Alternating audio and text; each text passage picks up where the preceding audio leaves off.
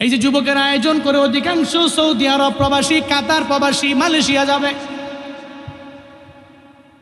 কেন? ওখানে যাবে, ওখানে মাও নাই, বাবাও নাই, কেউ নাই।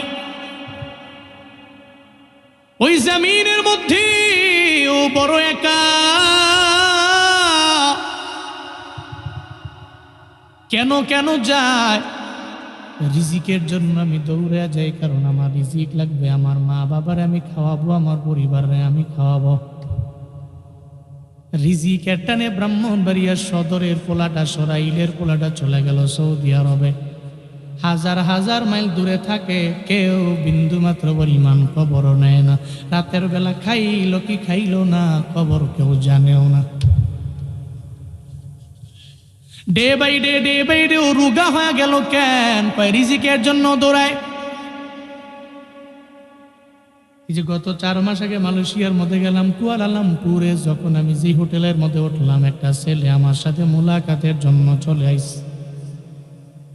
আমার রাতের বেলা টেলিফোন করছে, হুজুর আগামীকাল আমি আপনার সাথে দেখা করার জন্য আমার বসের থেকে ছুটি নিয়ে আপনার কাছে আসবো। প্রায় 400 কিলোমিটার রানিং করে, জার্নি করে। আমি বললাম অসুবিধা নাই, আসো। সে আসলো, আমার সামনে যখন দাঁড়াইলো, আমি তাকায় দেখি তার যে বডি, তার স্ট্রাকচার দেখে অনেক বড় মানুষ এমন মনে হয় না। আমি বললাম বয়স কেমন হবে আপনার? হুজুর মাত্র 19 বছর বয়স আমার। এই 19 বছরে আপনি মালয়েশিয়ার মধ্যে কেন আইলেন? হুজুর বিশাল করুণ ইতিহাস, রিজিকে তাড়নায় পরে আমি মালয়েশিয়ার মধ্যে আইলাম। ছোটবেলায় আমি তাকায় তাকায় দেখছি আমার মা বড় দুর্বল, বাবা ছিল বড় অসহায়। আমি চাইলেও আমার মা বাবার জন্য আমি ইনকাম করতে পারি না। আমার মা বাবা বড় দুর্বল ছিল। আমি নিজের চোখে দেখছি আমার মা অন্যের বাড়ি কাজ করে করে আমারে পালতো, লালন পালন করত। আমি দেখছি ঈদের আগের দিনে আমার বাবা আমারে নিয়ে গেল বাজারের মধ্যে, ঈদের কেনাকাটা করবেন। আমার বাবা আমারে সুন্দর একটা পাঞ্জাবি কিনে দিল। আমার বাবাই নিজে ওনার জন্য একটা পাঞ্জাবি কিনে নেয়। আমি ডেকে বললাম, ও বাবা, কালকে একটা ঈদের দিন, পুরা বছরের মধ্যে আপনার জন্য আনন্দের দিন, কেন একটা পাঞ্জাবি আপনি নিজের জন্য কিনেন না? কয় বাবারে, আমরা বড় গরিব, এই পাঞ্জাবিটা যদি তোমার গায়ের মধ্যে আমি পরাইয়া ঈদের ময়দানে যদি যাই, তাহলে আমার কাছে এটাই জীবনের সবচেয়ে বড় অর্জন এবং পাওয়া হয়ে যাব। আমি বাবা লাগবে না, আমার পাঞ্জাবির প্রয়োজন নাই, আমার টুপিও লাগবে না, পাঞ্জাবি লাগবে না। আমি আগের যত পাঞ্জাবি আছে, টুপি আছে, আমার ইটারে আমি কাটাইয়া দিতে পারবো। কিন্তু তোমারে যদি আমি একটা নতুন পাঞ্জাবি কিনে দিতে না পারি, তুমি ঈদের ময়দানে যাবা, আমি বাবার জন্য তো দোয়া করতে গেলে তোমার মনের মধ্যে কেমন জানি লাগবে। আমি ওই দিন থেকে নিয়ত করেছি, আমার বাবা পুরো বছরের মধ্যে একটা ঈদের দিন পর্যন্ত আমার বাবা একটা পাঞ্জাবিও তার নিজের জন্য কিনে নাই। আমি জীবনেও কোনোদিন আমার এই বাবা মারে আমি ফালায়া যাইব না। আমার বয়সটা একটু বাড়তে দেরি, আমি নিয়ত করে নিলাম আমি বাইরে চলে যাব। আমার একটা লাস্ট জমিনের মধ্যে একটা জমিন আছে, এটা আমি বিক্রি করে চলে যাব। রিজিকের তাড়নার পরে এখন আমি বাহিরের মধ্যে চলে আইলাম। এখন আমার মা বাবার সাথে টেলিফোন করে মাঝে মাঝে আমি কথা বলি, হুজুর কত রাত এমন গেছে, আমি চোখের পানি ফালায় ফালায় আমার বালিশ ভিজায় ফেলছি। এখানে আমার মারেও পাই না, আমার বাবারও পাই না, আমি বড় অসহায়। মনে হয় এই জমিনের মধ্যে আমি বড় একা। হুজুর রিজিকের তাড়নায় পরে আইলাম। এর মানে বুঝে গেল মানুষ রিজিকের তাড়নায় পরে জমিনের বিভিন্ন প্রান্তে যায় রে বাবা। আল্লাহ কয়ে যাওয়াই লাগবে। আল্লাহ জানায়া দিয়েছে, হুয়াল্লাযী জাআলা লাকুমুল আরদা যালুলা। আল্লাহ তো উনি যিনি তোমাদের জন্য জমিনটারে বানাইলেন নরম। আল্লাহ তো উনি যিনি তোমাদের জন্য জমিনটারে বানাইলেন মুলায়েম। ফামশু ফি মানাকিবিহা। আল্লাহ আদেশ দিয়ে দিলেন, মানকিবুনের জমা হলো মানাকিব, দিক দিগন্ত। শুধু একদিকে না, এই জমিনের উত্তর মেরু থেকে দক্ষিণ মেরুতে তুমি দৌড়াও, জমিনের বিভিন্ন প্রান্তে তুমি যাও, সব দিকে দিকে বান্দা তুমি ঘুরো। আল্লাহ কয় ফামশু ফি মানাকিবিহা, এই জমিনের সব দিক দিগন্তে আয় মানাকিবুল আরদ, এই জমিনের বিভিন্ন দিক দিগন্তে বান্দা তুমি বিচরণ করো। কিজা কুদিয়াতিস সালাম ফান্তাশিরু ফিল আরদ ওয়াবতাগু মিন ফাদলিল্লাহ। আল্লাহ বলেন নাই তুমি ফজরের নামাজ পড়ে মসজিদের মধ্যে বৈশা সুবহানাল্লাহ জপ জোহর পর্যন্ত। আল্লাহ এটা বলেন নাই, বললেন ফজরের নামাজ তোমার কমপ্লিট যখন হয়ে গেল, এরপরে রিক্সাওয়ালা তুমি রিক্সা নিয়ে বের হয়ে যাও, এই সিএনজি ড্রাইভার তুমি সিএনজি নিয়ে বের হয়ে যাও, এই ভ্যান চালক তুমি তোমার ভ্যান নিয়ে বের হয়ে যাও, এই বাসের ড্রাইভার এরপরে তুমি তোমার বাস নিয়ে দৌড়াও। তবে হ্যাঁ, নামাজের পরে এরপরে তুমি তোমার কাজের দিকে দৌড়াও, এরপরে আবার জোহরের সময়ে নামাজে যাও, এরপরে ওখান থেকে তুমি আবার দৌড়ে যাও কাজের মধ্যে যাও, এরপরে আসরের আজান হয়ে গেলে যখন নামাজের আজান হয়ে যাবে, এই সরাইলের মুসলমান আইরলের মুসলমানেরা আমারে বলেন না, আল্লাহর সঠিক বাণীগুলো পৌঁছাইয়া মুয়াজ্জিন যখন ডাক দেয় আপনারা নামাজের দিকে আসো, এর চাইতে পৃথিবীর কোনো কাম আমার দরবারে বড় হতে পারে? আরে এর চাইতে কিছু বড় না। মুয়াজ্জিন যখন বলবি হাইয়া আলাস সালাহ হাইয়া আলাল ফালাহ, নামাজের দিকে আসো, কল্যাণের দিকে আসো, যখন মুয়াজ্জিন বলে, আমার জিন্দেগীর যত বড় কাজ আছে ওই কাজ আমার দরবারে বড় হতে পারে না। নামাজ আমার বড়, নামাজ আমার আগে, আমার কাজ আমার বড় হতে পারে। আল্লাহ পাক বলেন বান্দারে তুই তো রিজিকের জন্য দৌড়াও, তবে আগে নামাজ পড়ো, এরপরে নামাজের পরে তুই তো রিজিকের জন্য অন্বেষণ করার জন্য বান্দা দূরে যাও। তবে সাবধান, এই চিন্তা করা যাবে না রিজিকের তাড়নায় পরে আমি মইরাই যাবো। রিজিকের তাড়নায় পরে কেউ মরে নাই, এখনো মরে না, ভবিষ্যতেও রিজিকের তাড়নায় পরে কেউ মরবে না। রিজিকের তাড়নায় পরে মরে যাবেন? হ্যাঁ, রিজিকের তাড়নায় পরে মরবেন না।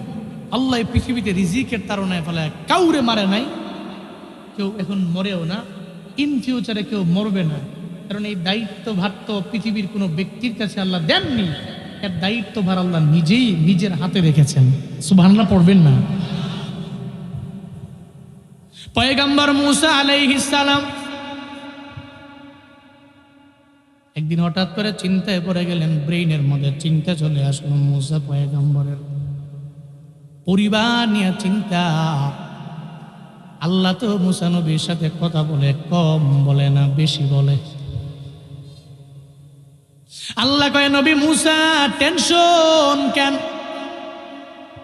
পরিবার নিয়ে চিন্তায় পড়ে গেলেন। সামনে কি কয়? সামনে আছে আমার একটা পাথর আছে, হাতের মধ্যে কি কয়? হাতের মধ্যে লাঠি আছে। মুসা নবীর লাঠির এত পরিমাণ পাওয়ার, ওই লাঠি জমিনের মধ্যে পড়তে দেরি, সাপ হইতে দেরি নাই। ওই লাঠি এত পরিমাণে জবরদস্ত লাঠি, পানির মধ্যে মারলে রাস্তা হয়ে যায়, এত দামি পাওয়ারফুল লাঠি। আল্লাহ কয় নবী মুসা সামনে কি কয়? পাথর। লাঠি দিয়া বড় পাথরের মধ্যে জোরে একটা বাড়ি মারেন। উনি বাড়ি মারলেন, বড় পাথরটা ফেটে আর একটা বড় পাথর ওই পাথর থেকে বের হয়ে গেল। আল্লাহ কয় হবে না, আবার এই পাথরের মধ্যে মারেন। আবার উনি মারলেন, আবার একটা বড় পাথর বের হয়ে গেল। এরপরে আল্লাহ কয় হবে না, আবার ওই পাথরের মধ্যে মারেন। আবার যখন মারতে বললো আর একটা পাথর বের হয়ে চলে আসলো। মুসা নবী দেখে এই তিনটা পাথরের ভিতরে একটা জাররা পরিমাণ প্রাণী মুখের মধ্যে খাবার নিয়ে ওই পাথরের ডানে যায় বামে যায়, পাথরের চতুর্পাশে ওই প্রাণী ঘুরে বেড়ায়। যাররা দেখলেন কেমনে? আল্লাহ ওনার ওই সময়ে এমন চোখ আল্লাহ দিয়া দিলেন, এই মূসা, যাররাও তুমি দেখতে পাবা, তবে আমরা দেখতে পাই না রে বাবা। যাররা কি? একটা বালুকণা, আপনি 70টা ভাগ করেন, ওইটা যাররা। খালি চোখে দেখা যাবে? যাবে? আপনার এলাকায় টিনের ঘর আছে না? টিনের ঘর, এই টিনের ঘরের মধ্যে দেখবেন 8টা 9টা বাজে সূর্যের আলো দেয় না? সূর্য আলোক রশ্মি, এটা রশ্মি দেখবেন, আলোক রশ্মি নামে আপনার রুমে দেখবেন এই আলোক রশ্মিতে ছোট ছোট বালিকণা উড়ে। সূর্য ডুবে গেল, সন্ধ্যার পরে আপনি আপনার মোবাইলের লাইট দিয়ে দেখেন তো ওই বালুকণা দেখা যায়নি? দেখা যায়। এই বালিকণা এত ছোট, দুর্বীক্ষণ ছাড়া পরীক্ষা করা ইম্পসিবল। ওটা জাররা। ওটা কি? জাররা। এমন ছোট একটা প্রাণী মুসা নবী দেখে, ওই পাথরের চতুর্পাশে মুখের মধ্যে খাবার নিয়ে এদিক সেদিক যায়।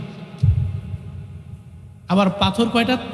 তিনটা পাথর ফাটছে ওই পাথরের ভিতরে। সুবহানাল্লাহ। আপনারা বইলেন না, গুনাহ হবে। আরো জোরে কয় না সুবহানাল্লাহ। পড়েন আলহামদুলিল্লাহ, জোরে আল্লাহু আকবার।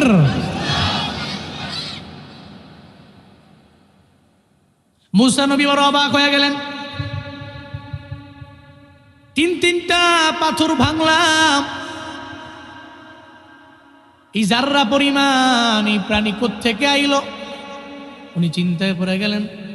একটা পর্যায়ে ওই প্রাণীটা নিজে নিজে বলতে লাগলো এই পাথরের মধ্যে, সুবহানা মাইয়ারানি, আমার রব আমার এমন মালিক, আমার রব এমন পুত পবিত্র, সুবহান, পুত পবিত্র আমার আল্লাহ, মাইয়ারানি, যে আমার দেখতে পায়। সুবহানাল্লাহ পড়বেন না। ওই প্রাণীটা এক জায়গা থেকে আরেক জায়গায় যায়, পাথরের চতুর্পাশে ঘুরে বেড়ায়। সে বলতে লাগলো, সুবহানা মাইয়ারানি, পুত পবিত্র আমার সে আল্লাহ, যে আমারে দেখতে পায়। শুধু দেখতে পায় না, ওয়াসমাউ কালামি, তিনি আমার সব কথাগুলো শুনতে পায়। আমি আল্লাহরে ডাকতে দেরি, আমার আল্লাহ আমার ডাকে সাড়া দিতে দেরি করেন না। আমি আল্লাহরে যখন ডাকি, ওয়াসমাউ কালামি, আমার সব কথাগুলো আমার আল্লাহ শুনতে পায়। শুধু তাই না, এই পাথরের মধ্যে যখন আমি আল্লাহর সাথে আমি কথা বলি, ওয়ারযুকুনি, তিনি আমার রিজিকের ব্যবস্থা এই জায়গার মধ্যে করে দেয়।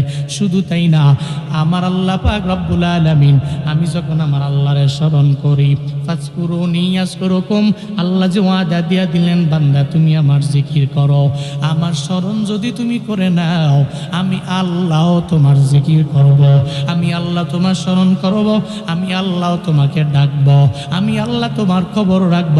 কারণ বান্দা আমারে ডাকলে আমি আল্লাহ কেন বান্দার ডাকে সাড়া দিব না? ওই প্রাণীটা বলতে লাগলো, আমার আল্লাহরে আমি ডাকি, আল্লাহ আমার ডাকে সাড়া দেয়। ওয়াজকুরুনি, তিনি আমার স্মরণ মাঝে মাঝে করে। আমি কি করি না করি, কই যাই আমি, কোথায় যাই, কোথায় খাই, এই সব ব্যাপারে আমার আল্লাহর জানা। ওয়ালা ইয়ানসানি, আমার আল্লাহ এই পাথরের মধ্যে আমারে ভুলে যায় না। চিল্লা পড়া যাবে কি সুবহানাল্লাহ। হযরত মূসা পয়গম্বর অবাক হয়ে গেলেন। তিনটা পাথরের ভিতরে এই জাররা পরিমাণ প্রাণী আমার আল্লাহ বুঝি খাওয়ায়? কি খাওয়ায়? আল্লাহ খাওয়ায়। আবার রবের গুণকীর্তন করে, ও আল্লাহ, তুমি আমার এমন রব, তুমি আমারে দেখতে পাও, তুমি আমার কথা শুনতে পাও, আমার স্থান সম্পর্কে তোমার জানা আছে, আমি তোমারে স্মরণ করি, তুমি আমারে স্মরণ করো। শুধু তাই না, তুমি আমার জীবনেও কোনোদিন ভুইলা যাও না। আমার রিজিকের সব ব্যবস্থা তুমি ওই জায়গার মধ্যে করো।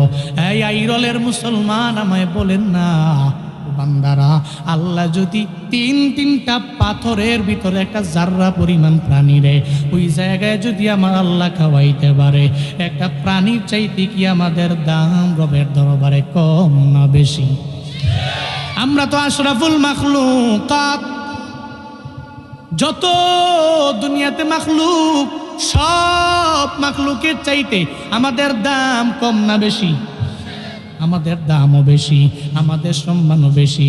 আল্লাহ বড় মায়া করে বানাইলেন আমাদের। ফেরেশতারা বললেন বানানো লাগবে না, কয় ক্বালা ইন্নী আ'লামু মা লা তা'লামুন, তোমরা যা জানো না আমি তা জানি, আমি আমার বান্দাদেরকে দুনিয়ার মধ্যে প্রেরণ করব।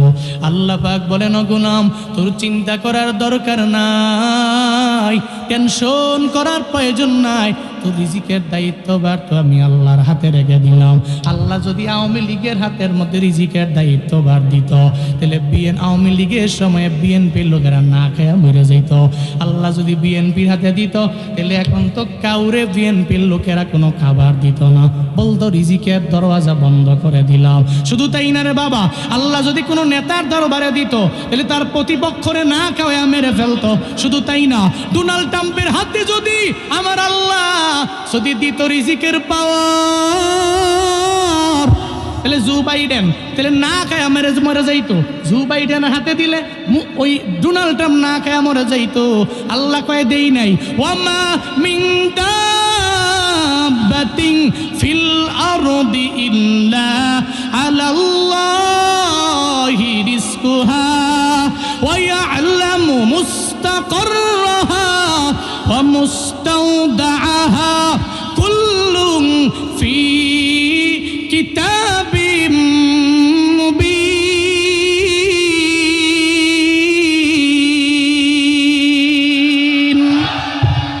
আল্লাহ কয় রিজিকের দায়িত্ব ভার তো আমি আল্লাহ আমার হাতের মধ্যে রেখে দিলাম রে বান্দা, চিন্তা করার দরকার নাই, টেনশন কেন করো? সব রিজিকের দায়িত্বভার কার হাতে? তবে সাবধান রে বান্দা, তুমি হারামের পথে আগাইও না, হালাল পথে আগাও। কোন পথে? হালাল পথে যদি আগে যাও, হালালের মধ্যে দেখবা বরকতের কোনো অভাব নাই, কিন্তু হারামের মধ্যে কোনো বরকত আছে। গার্মেন্টসের মালিক, উনি কত বিলিয়ন বিলিয়ন ডলারের মালিক, ওনার জানা নাই। অ্যাকাউন্টে কত অ্যামাউন্ট আছে ওই ব্যাপারে ওনার ধারণাও নাই, ধারণার বাহিরে। কিন্তু ঘরের মধ্যে যখন যায়, বউরে কয়ে তুই ডানে যাও, বউ বামে যায়, আছে না নাই? আসেনি? কিন্তু আইরের একটা রিক্সাওয়ালা রিক্সা চালায় চালায় খায়, কিন্তু ঘরের মধ্যে শান্তির কোনো অভাব নাই। ছেলেও কথা শুনে, মেয়েও কথা শুনে, বউ কথা শুনে, সব তারের মতো সোজা হয়ে চলে। কিন্তু বড় লোক মানুষ, টাকা পয়সা বাড়ি গাড়ির কোনো অভাব নাই, কিন্তু বিন্দু মাত্র পরিমাণ কথা শোনে না রে বাবা। এর মানে বোঝা গেল ওই যে ইনকাম যে চারো হাতে পায়ে কামাইয়া অ্যামাউন্ট ভারী করলো, কিন্তু ইনকামের মধ্যে হারাম ঢুকে গেল। হারামের মধ্যে তো আরাম নাই, আর হালালে আরামের কোনো অভাব নাই। রিজিক হলো দুই প্রকার, এক নম্বরে হালাল, দুই নম্বরে হারাম। আল্লাহ বলেন, হে মানুষ, জমিন আমি আল্লাহ বানাইলাম মুলায়েম, জমিনের সব দিকে যাও, দেখবে এক জায়গায় গেলে হালাল আছে, আরেক জায়গায় গেলে দেখবা হারাম আছে। হারামটারে অ্যাভয়েড করে চলো না, আর হালালটাকে অ্যাকসেপ্ট করে নাও, গ্রহণ করে নাও, বুকে নিয়ে নাও। হালাল ইনকাম দিয়া যদি ছেলেটারে মাদ্রাসায় দাও, এই ছেলে মানুষের মতো মানুষ হবে। সমাজের মধ্যে দেখবেন বহু পোলাপান আছে, মুরব্বী দেখলে সালামও দেয় না, জীবনেও কোনোদিন মুরব্বী দেখলে ভালো ব্যবহার করে না, বেয়াদবি করে। মানুষের মতো মানুষ না। বাবায় চোখের পানি ফালায় ফালায় কান্না করে, পোলাটা কেন আমার মানুষের মতো মানুষ হয় না? কেমনে হইবে? আপনার ইনকামের মধ্যে যদি থাকে হারাম, আল্লাহর কসম হারাম টাকা দিয়া পোলাপান জীবনেও মানুষের মতো মানুষ করা যাবে না। বহু দেখছি আমি। বাবা এত টাকার মালিক, পোলাডারে লয়ে এসে মাদ্রাসায় পড়াবে, টাকা যা লাগবে দিব না। 15,000 20,000 মাসে লাগবে, দিব নি। ভর্তি লাগবে 20,000, দিব। টাকা যা লাগে দিব। এরপরে একটু চাই ছেলেটা হাফেজ হোক। সর্বোচ্চ 5-6 পারা পইরাই ওরার নিশানাই খুঁজে পাওয়া যায় না। এরপরে 2-3 বছর পরে দেখি যে এ আমার ফেসবুকে রিকোয়েস্ট পাঠাইছে। আমি দেখি যে তার চেহারাটা তো চেনা চেনা লাগে আমার। কি সে? ও মনে পড়ছে, ওই ছেলে।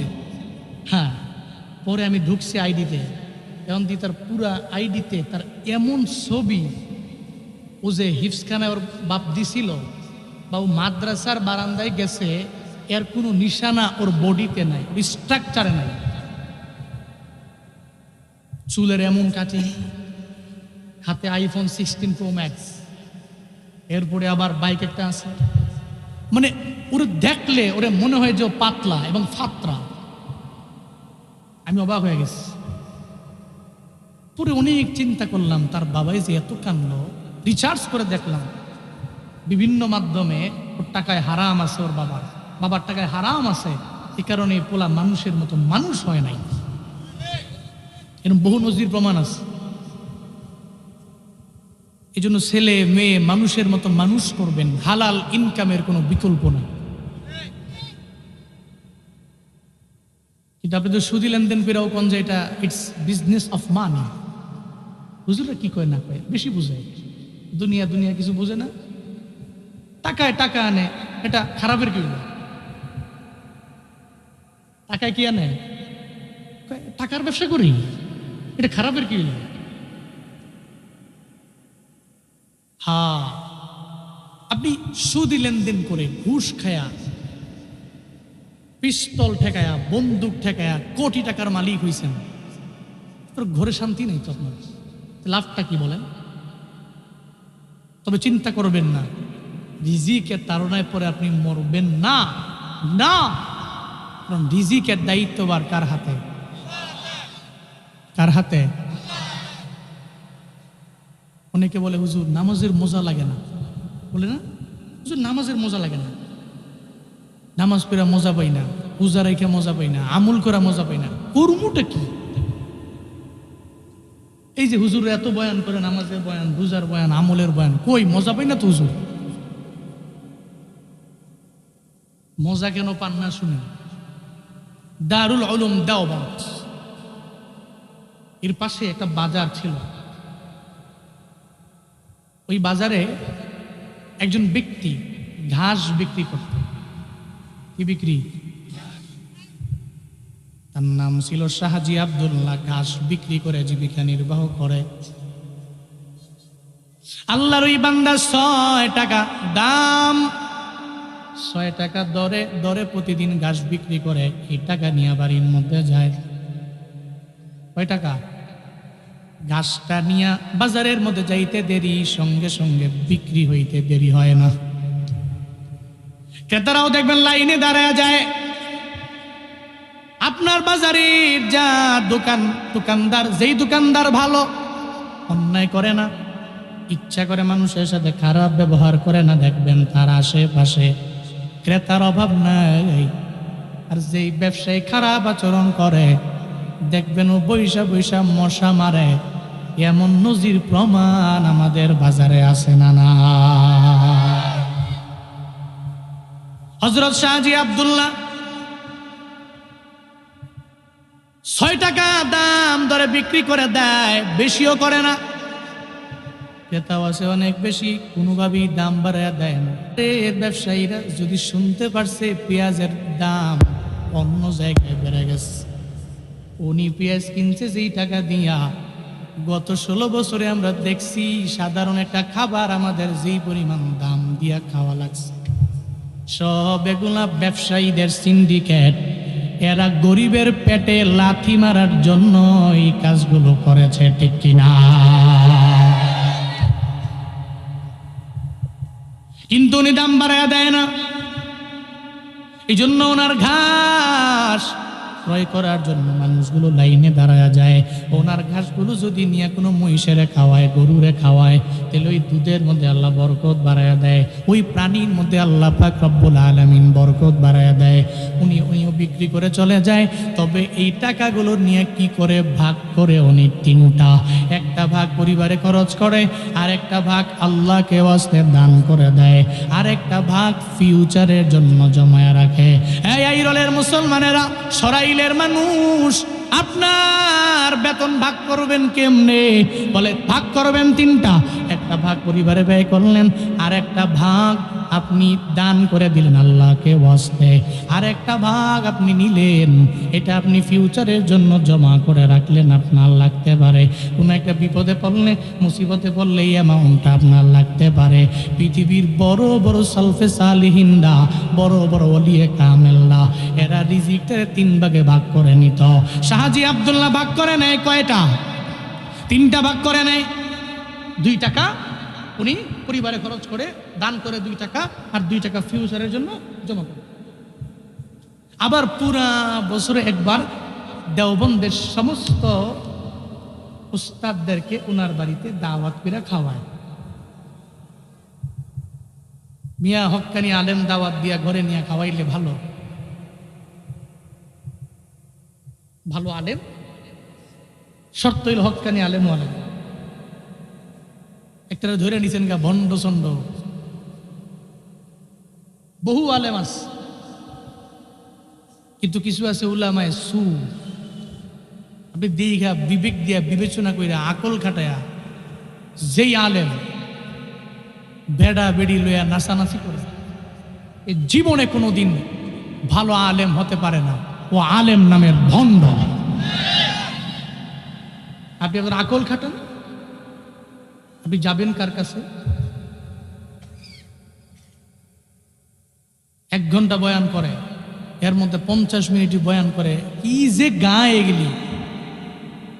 সেদিন আমার ড্রাইভার সাহেব বলতেছে, বাংলাদেশের এক ফেমাস বক্তারে দেখেন 1 ঘন্টা কথা কইতেছে, উনি 1 ঘন্টার মধ্যে খালি 40 মিনিট খালি কি জানি কইতাছে, খালি এই গীত গাইতেছে। তা আলোচনা করবে কখন? উনি যে মেসেজ দিবে, এটা দিবে কখন? এরকম বহু আছে। আল্লাহ আমাদের সবাইকে সঠিক বুঝ দান করেন। জোরে পড়েন আমিন। দাওয়াত দিয়ে খাওয়াইতেন, দেওবন্দের সমস্ত উস্তাদদেরকে দাওয়াত দিতেন, দাওয়াত দিয়ে খাওয়াইতেন। আল্লামা ইয়াকুব নানুতুবি রহমাতুল্লাহ আলাইহি বলেন, শাহজি আব্দুল্লাহর ঘরের মধ্যে পুরা বছরের মধ্যে একটা দাওয়াত খাওয়ার জন্য আমি নিজে অপেক্ষায় বইয়া থাকতাম, কবে আমার দাওয়াত দিবে, তার বাড়ির মধ্যে গিয়ে আমি 1 বেলা 2 মুঠা ভাত আমি খেতে পারবো। কেন? ও দুনিয়ার মানুষেরা, শাহজি আব্দুল্লাহর ইনকাম এত হালাল, এত ইনকামের মধ্যে বৈধ ইনকাম, এই ইনকামের টাকা দিয়ে উনি ঘরের মধ্যে জানে আমার যদি 1 বেলা খাওয়ায়, আমি একটা বেলা খাইতে দেরি হয়ে যায়, টানা 40 দিন আমি নামাজের মজা পাই, রোজার মজা পাই, আমি নেক আমলের মজা পাই, কোনো গুনাহের দিকে যাইতে আমার মন চায় না। এটা হলো হালাল খাবারের প্রভাব। এরপরে আবার উনি বলেন, আমি আর একদিন আরেকজনের বাড়িতে দাওয়াত খাওয়ার জন্য গেলাম। অমুকের বাড়িতে মানে আর একজনের বাড়িতে দাওয়াত খাওয়ার জন্য আমি গেলাম। আমার সামনে খাবার দেওয়া হলো, আমি যখন খাবারটারে নিয়ে মুখের মধ্যে 1 লোকমা খাবার আমি মুখের মধ্যে নিয়ে নিলাম, সঙ্গে সঙ্গে আমার কাছে কেন জানি মনে হইল এই খাবারের মধ্যে আছে হারাম, এই খাবারের মধ্যে আছে অবৈধ ইনকামের টাকার খাবার। এটা আমি জীবনেও কোনো দিন এটা খাইতে পারি না। মনে রাখবেন, আমার আল্লাহর যেই মানুষগুলো আমার আল্লাহর খাঁটি ওলি হয়, আল্লাহর যেই মানুষগুলো আল্লাহর বড় কাছের হয়ে যায়, আল্লাহ চায় না তার বডিটা হারাম হয়ে যাক। কারণ বডি যদি হারাম হয়, তাহলে এই হারাম বডি জীবনেও কোনো দিন জান্নাতে যাবে না। লা ইয়াদখুলুল জান্নাহ জাসাদুন গুদিয়া বিল হারাম, ওই দেহ জান্নাতে যাবে না যেই দেহ হারাম দ্বারা লালিত পালিত হয়, জীবনও কোনোদিন যাবে না। আল্লাহ এজন্য চায় না ওর বডি হারাম হয়ে যাক, আল্লাহ চায় না ওর বডিটা হারাম হইয়া ও জান্নাত থেকে মাহরুম হয়ে যাক, আল্লাহ এটা চায় না। আল্লাহ পাক জানায় দিলেন, ইয়াকুব না নতবি, মনের মধ্যে বেশি উঠল, আপনি খাবার খেতে পারেন না, আপনার মুখের মধ্যে যা নিছেন আপনি ফালায়া দেন। আমার মাওলার যারা অলি রে, এরা জীবনেও কোনোদিন হারামের দিকে এরা যায় না, কারণ হারামে গেলে আল্লাহর ডাইকাও এরা মজা পায় না। আউলিয়ারা কারে উকবা এখতিয়ার জাহেলারা কারে দুনিয়া এখতিয়ার, মাইলে মুমিন সুয়ে মুমিন মিশাওয়াত, মাইলে কাফির সুয়ে কাফির মিশাওয়াত। আমার আল্লাহ পাকের যারা ওলি, আল্লাহ চায় না ওরে জাহান্নামের পথে নে, আল্লাহ চায় ওরে জাহান্নাম থেকে ফিরায়া জান্নাতের পথে নেওয়ার জন্য। ইয়াকুব নবী কয়, এরপরে আমি খাবারটা ফালাইয়া দিলাম, তবে বান্দারা শুই না নাও, এই দুনিয়ার মানুষেরা, আমি খাবারটা আমার জবান থেকে আমি ফালাইয়া দিলাম, সঙ্গে সঙ্গে ফালাইয়া দিলাম। আমি লোকটারে বললাম, আমি তোমার ঘরের মধ্যে খাবার খাইতে আমি পারবো না, আমি রওনা হয়ে চলে গেলাম আমার বাড়ির মধ্যে। শুনে নাও, আমি টানা 40 দিন পর্যন্ত আমি নামাজের মজা ঠিক মতো আগের মতো পাই নাই, আমি টানা 40 দিন আগের মতো রোজার মজা পাই নাই, আমি টানা 40 দিন আগের মতো নেক আমলের মজা পাই নাই, আমি টানা 40 দিন আগের মতো কোনো ভালো নেক আমলের মজা পাই নাই। এটা কেন হয়েছে জানোনি? কারণ এটা হলো হারাম খাবারের প্রভাব। আমি খাই নাই, খালি মুখের মধ্যে নিছি, এরপরেও আমি দেখতেছি যে কেমন জানি লাগতেছে, ফালাইয়া দিছি, কুলি করছি, এরপরও টানা 40 দিন আমি নামাজের মজা পাই নাই, আমি রোজার মজা পাই নাই, আমি নেক আমলের মজা পাই নাই। আমি নামাজের মজা, রোজার মজা, নেক আমলের মজা আমি টানা 40 দিন পাই নাই। এর মানে বোঝা গেল, মনে রাখবেন আজকে থেকে হালাল খাবার খাবেন, নামাজ পড়তে ভালো লাগবে, আপনার আত্মা শান্ত হবে, শান্তি পাবে, ইতমিনানে কলব হবে। কখন? আপনি যখন হালাল খাইবেন, দেখবেন যে ফজরে ঠান্ডা পানি দিয়ে ওযু বানাইয়া নামাজ পড়তে মজা। রমজানের 30টা রোজা রাখলে নিজের কাছে ভালো লাগে, নেক আমলগুলো করতে আপনার কাছে ভালো লাগে। কিন্তু আপনার কাছে ভালো লাগে না কেন? একটু রিসার্চ করেন নিজের ইনকামের ওপরে, আপনার ইনকামটা কি হালাল আছে না হারাম হয়ে গেছে? আল্লাহ আমাদের সব ভাইকে হালাল রিজিক অন্বেষণ করার তৌফিক দান করেন। সকলে পড়েন আমিন, আরো জোরে পড়েন আমিন। রিজিক পাইলাম কয় প্রকার? বলে না কয় প্রকার? ওয়ে কয়টা? 2টা। লাইন কয়টা? কয়টা? একটা হালাল আর একটা কি হারাম। আমরা কোন পথে যাব? কোন পথে যাব? আমরা হালালের পথে অগ্রগামী হব। আজকের এই প্রোগ্রাম থেকে, এই মাহফিল থেকে মেসেজ, রিজিক কে দেন? তাহলে জীবনেও কোনোদিন রিজিকের তাড়নায় পড়ে আমি মরব না, পৃথিবীর কোনো ব্যক্তি মরেনি, ইন ফিউচারে কোনো ব্যক্তি রিজিকের তাড়নায় পড়ে মরবে না। এটা আজকের মাহফিল থেকে ফার্স্ট মেসেজ। সেকেন্ড মেসেজ, রিজিক 2 প্রকার। আমি যদি হালাল খাই, হালাল ইনকাম করি, হালাল ইনকামে নামাজের মজা পাবো, রোজার মজা পাবো, নেক আমলের মজা পাবো। আমি যদি হারাম দিকে যাই, হারাম ওয়েতে যাই, তাহলে নামাজের মজা পাবো না, রোজার মজা পাবো না, নেক আমলের মজা পাবো না। তাহলে আমরা হালালের পক্ষে নাকি হারামের পক্ষে? আমরা কার পক্ষে?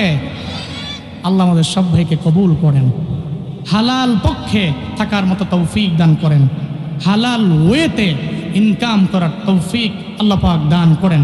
সকলে পড়েন আমিন। আমি আসলে আপনাদের কাছে আন্তরিকভাবে অনেক দুঃখিত।